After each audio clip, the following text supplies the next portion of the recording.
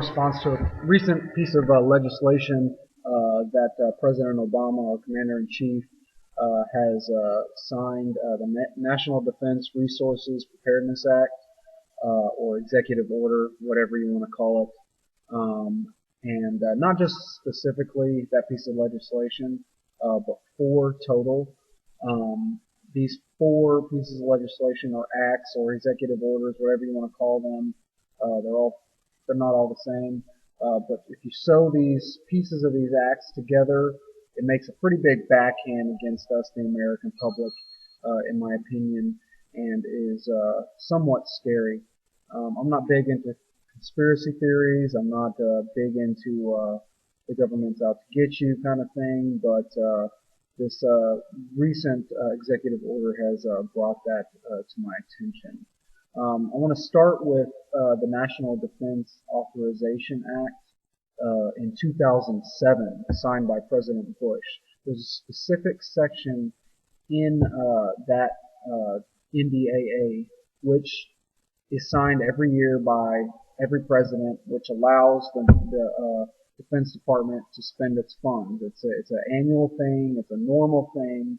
But you got to watch out for these little sections, the little things they slip into this annual bill. And in 2007, there's a provision or a section in the NDAA that allowed the president to control the National Guard without authorization of the governors.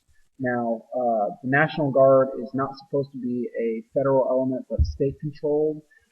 But like I said before, the NDAA in 2007 gave the president authorization to use the National Guard troops without prior consent of that state or of that governor. And the governor of that state has control of the National Guard. It is the commander-in-chief of the National Guard in his state. He has the power to put out orders for those soldiers or units.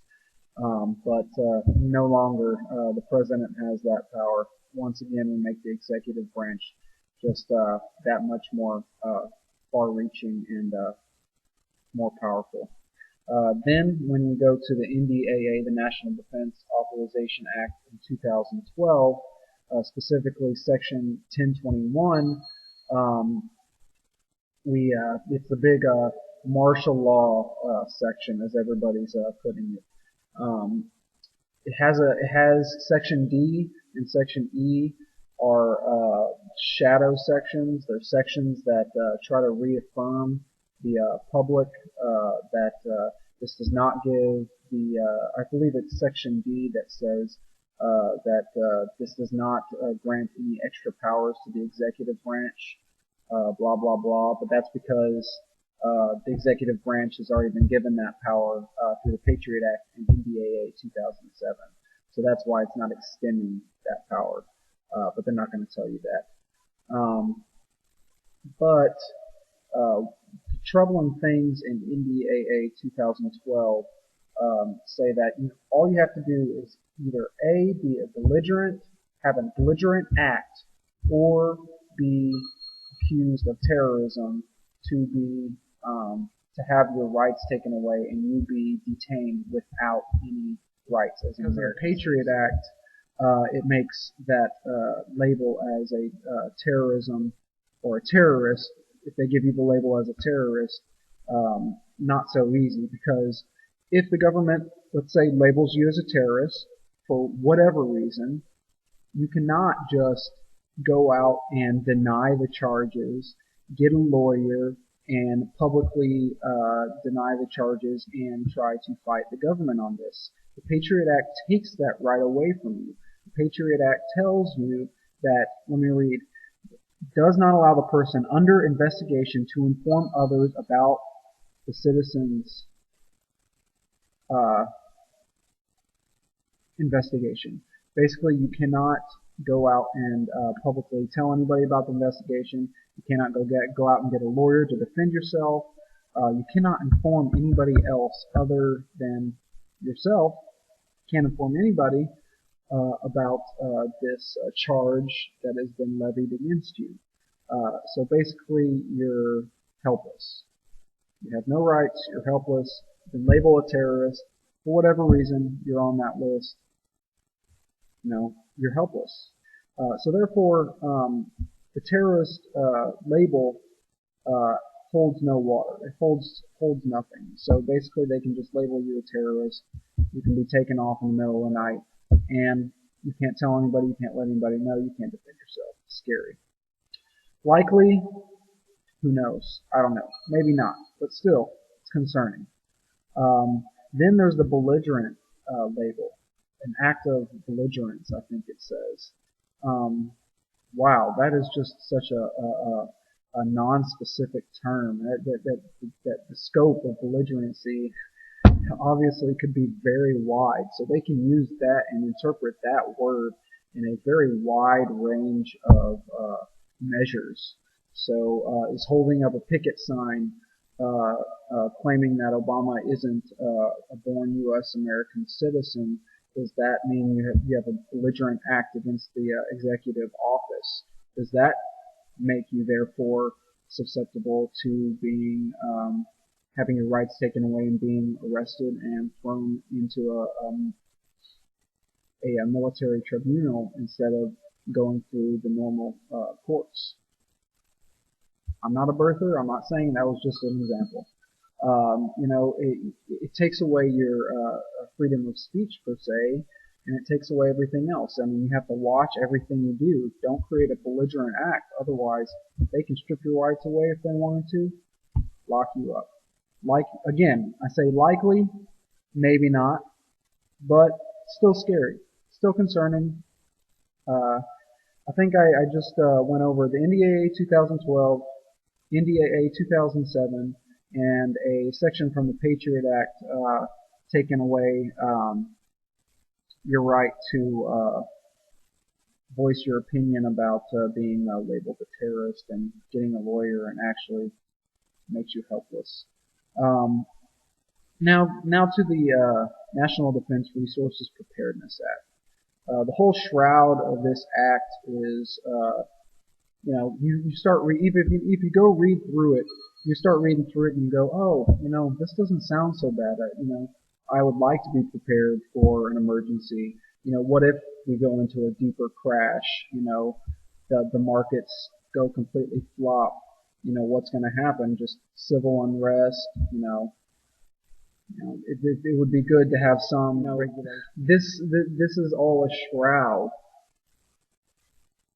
into using this, stringing it together with all these other pieces of legislation to give the executive branch total control over everything. Now remember, the executive branch now holds the ability to take away your rights to habeus corpus. They now can label you a terrorist without due process, again, taking away your rights. You can no longer even get a lawyer to defend yourself, okay? And now they're taking hold of any industry that they want to. They take control of the agriculture, energy, health, transportation, defense, and commerce. In there, they label, Obama loves to have his czars and have everybody take control of big, overwhelming projects. So they'll assign somebody to the agriculture department, they'll assign somebody to the energy department, health, transportation, defense, commerce, whatever, and basically will dictate what we need for this, what we need for that, and take control of that. Not only that, but they can take control of the labor force. First, they will identify the labor force. They will identify the skilled workers. They will be able to pick and choose and create a labor force of their own. Now, I'm not going to go far-reaching and say, they could create a slave labor force, but it sure as hell won't be voluntary.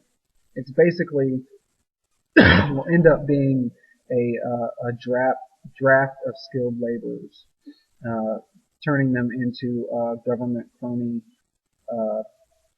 workers to do their bidding, because obviously they can take over these different departments.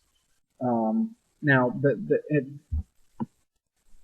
in the language in the Resource Act says, it can be either done in peacetime or in national emergency or for national defense purposes.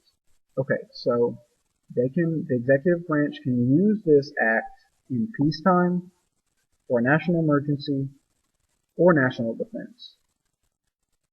Okay, so let's say we're not in peacetime. That takes that out. Okay, they can declare something a national emergency. Yeah, that's not very wide spanning. That's tornadoes, hurricanes, mostly natural disasters. Maybe a market crash. They could that could be a national emergency possibly. But national defense,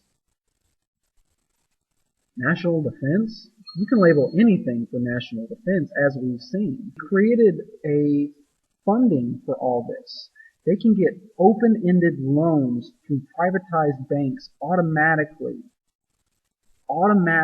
without any precursors for whatever they need to fund these things.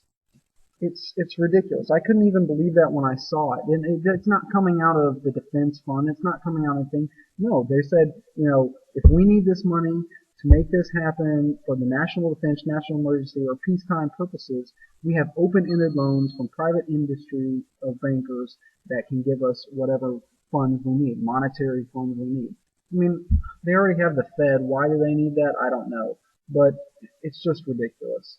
Now, you string all these things together, and it seems like the government is preparing for a national emergency. It seems like the government is giving off this elusive kind of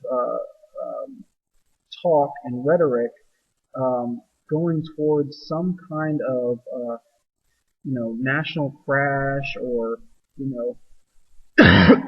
excuse me, or they give off the vibe that something's going down, something's going to happen. They're preparing for something. Who knows what? Are we preparing for World War III? Are we preparing for a Great Depression? Are we preparing for a government coup?